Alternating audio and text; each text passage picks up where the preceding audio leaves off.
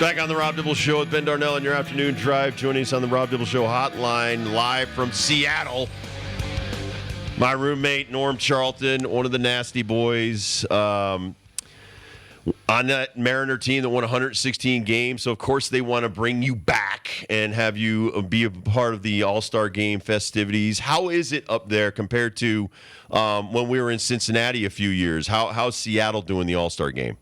Oh, man, it's almost everything the same. It's the same routine with just a bunch of different guys. I get to see there's a bunch of guys that are like perennial guys, I guess, that go to All-Star games, Andre Dawson, Freddie Lynn. You get to see all those guys that we saw in Cincinnati. And it's kind of the same drill. I mean, we watched the celebrity All-Star softball game. We got to see the Futures game, which is really, really cool. I mean, get to watch the guys that, there's a kid there that I think got drafted 7 or 8 years ago, and there's some kids that got drafted last year. We got to watch the draft last night. There's a kid from Senton, number 8 pick for Kansas City that plays in our district, catcher. So it's really cool to be here. Blake Mitchell went with the Kansas City Royals. What did you think of him? He's pretty much a stud, dude. He's the real deal. I mean, we've had to play against him in our league for 4 years in Texas. Drafted as a catcher, and he's going to be a great catcher. But when they need him to get on the hill, he's rolling 97 with some command out there off the hill. So it's kind of a shame some of these guys don't get to be a two-way player. But, he's probably not going to get to be a two-way player. He's such a good catcher. The other thing is he's a super quality guy. I mean, got thrown out of his first game in the playoffs. I think his first game ever in the playoffs. Not too long ago, but great, and the whole thing is great. I mean, where else do you get to sit across the table talking with Jay Buhner and Andre Dawson? And go, hey, Andre, remember when I threw you that slider and Joe West threw you out of the game, and you threw everything in the dugout? He's like, man, I got thrown out twice because I got thrown out by Angel Hernandez. Who could figure? One of the worst umpires ever. Joe West threw. I mean, where do you get a whole group of guys that hated each other with a passion between the lines, and you sit there and over a cocktail or some other beverage with a bunch of superstars? And I don't really belong here. All-Star one time, but All-Star one time you do. But I mean, you look across the table and you're like, holy cow, man! Look at some of these guys. I mean, you're like a kid in a candy store. Which if that's possible. You kind of feel like, and I don't mean this demeaning at all, you kind of feel like a normal fan when they're around us. Yeah. You were an All-Star in 1992. What was that? Yeah. What was that experience like? Do you remember anything from that game? You know who got me to that game? Dibbs. You did. Because I was hurt. You got hurt in spring training. I rolled off 25 saves before the break. And then I got one afterwards. And we're the first duo, and I think the only duo in the history of baseball to have 25 saves on the same team. So, once again, like a kid in a candy store. I mean, I'm in there in the locker room, first of all, with guys that I don't like. Well said. I say that all the time. I mean, they're wearing different uniforms for 162 games, and I do not like them, period. I hate them. I want to get them out. I want to hit them in the neck. I don't want to be anywhere around them. Now I'm in the same locker room with them, and we're trying to do the same thing to those guys. They got the other jersey on. I'm like, oh, okay. Like I just went from the Marines to the Navy to the Air Force, but we're all pulling for the same thing. So it's such a cool deal, and they have made the All-Star game into so much of a big deal now. Not necessarily the game, but everything surrounding it. Dude, if you're a fan, you need to start saving your money now and come on vacation wherever the All-Star game is next year for a week. Because there is stuff going on here for a week, and there was stuff going on in Cincinnati for a week that you're going to see players from all over the place. You're going to see, every team is represented here. The exhibits, the history, all the stuff they have is just really cool. Not to mention all the stuff there is to do in wherever city. Like, for example, right now, Chelsea and I and the kids, we just got off of a float plane tour. We hired a float plane, Kenmore Air, flew over the city, landed on the lake, took off on the lake, and now we're at the Ballard Locks watching the boats come through the locks. Awesome. So, every city, I mean, I don't even know where it is next year, but it's in Philadelphia. Think of the history you get to see in Philadelphia. along with, and every city has that history. We don't know it because we rolled in there, we played baseball, and drank their beer and got out of town. I mean, that's what we did. We never realized it while we were there, what history was in all those cities. And, we met some people in those cities, but, not really the people that knew anything about history. Those are the people that knew about the bottom of a beer bottle. So, to be able to come back and to go around the city, there was a lot of history in Cincinnati that we didn't know, and we got to see some of that during that All Star Game. So it's just a phenomenal experience, not only for us, but if you're a fan, it's probably quadruple. But you love Seattle. I mean, we love Cincinnati, but you loved Seattle. I mean, and you're beloved up there. That team that won its 116 game. Talk about that, and then tell us. You gave me the best news. You said Lou looks a lot better than he did a month ago. Wonderful. I'm telling you, Lou Piniella has been out walking around the streets, talking to people. He did a question and answer session. He signed autograph, and he said, look, they pulled me off the autograph thing to do my question and answer, but I promised these people I would go back. And then he went back and signed some more autographs. Lou looks, he's 80 or 81. Really? He looks, yes. Yeah. I think. Now I feel bad about fighting him. No, maybe he's in his 70s. He's got to be older than 70. We're 60. I'm 60. So yeah, but he's here. Anita was here, and Chelsea and I and the kids. We went to dinner last night, and he just so happened to sit right next to us at the same restaurant. I cannot tell you. I cannot express how happy I was to see him in as good a shape as I saw him in. That's awesome. Happy, smiling, walking around.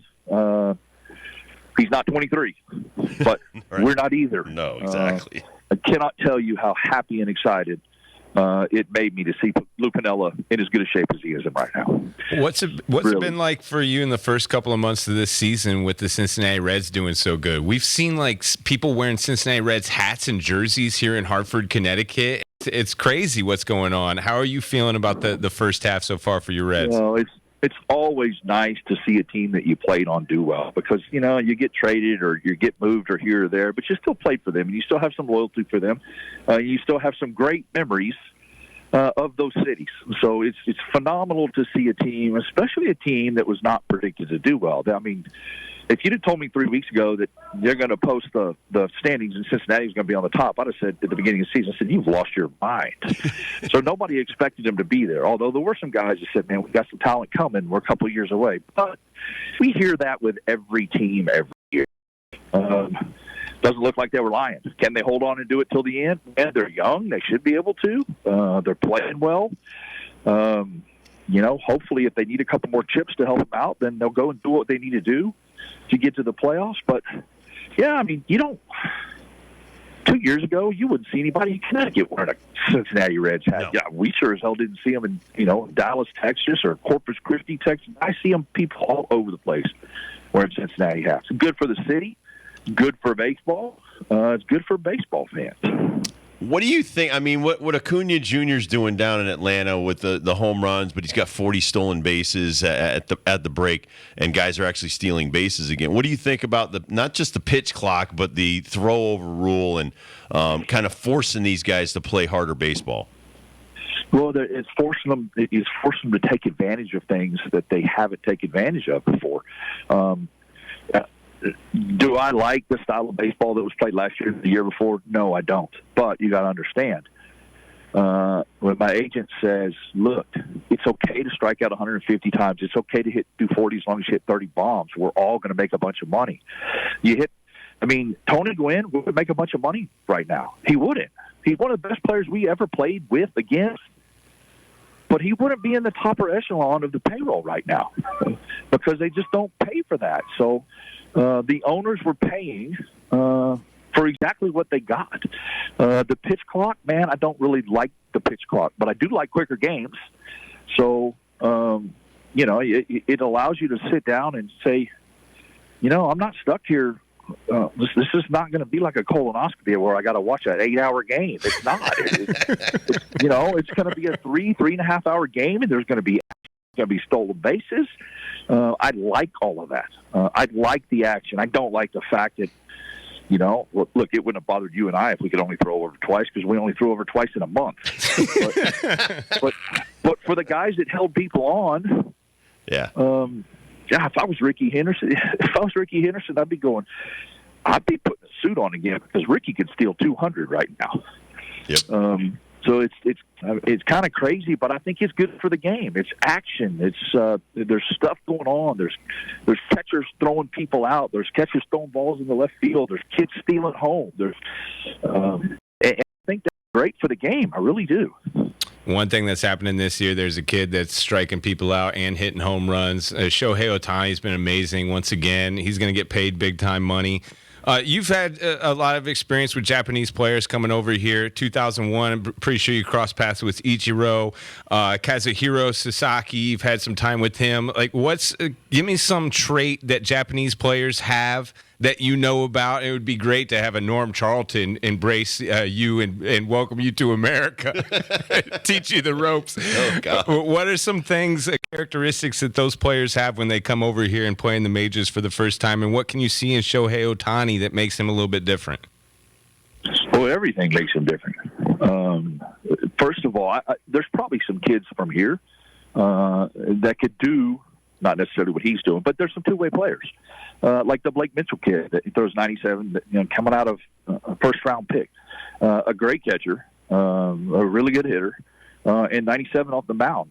We probably have some guys who could do that, but it's never been programmed into our system. And the only way somebody's going to get a chance to do that is if they've done it somewhere else and they come here and say, look, the only way I'm going to sign with you is if you let me do both. It'd be great to have that leverage coming out of high school where you went into college and say, look, I'd like to go to your college, but if you're just going to let me hit or you're just going to let me pitch, I'm not going to go there.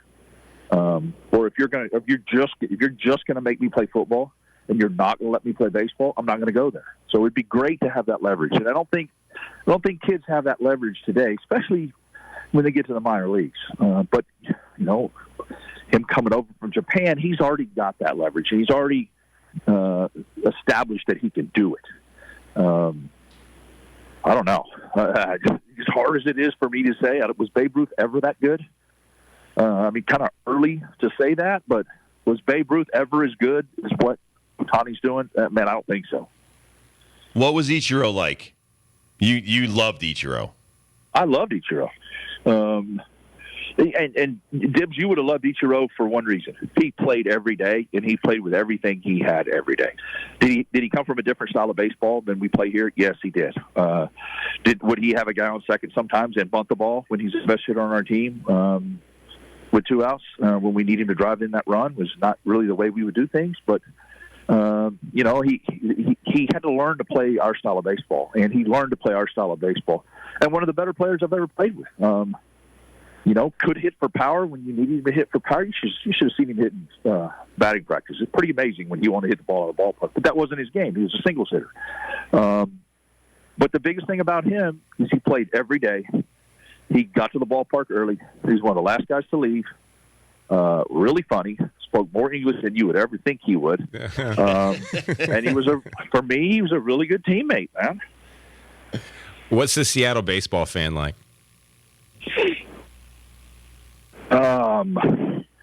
Difficult because there's some true blue diehard baseball fans here. And there's a whole bunch of bandwagon fans here because they've had so many ups and downs. You could call a Seattle baseball fan a young Cincinnati baseball fan because there's some older people in Cincinnati that know and have that tradition of Bench and Perez and Morgan and all those guys. But have been through a lot of losing seasons and a lot of hard seasons. Remember last time they won anything was 90.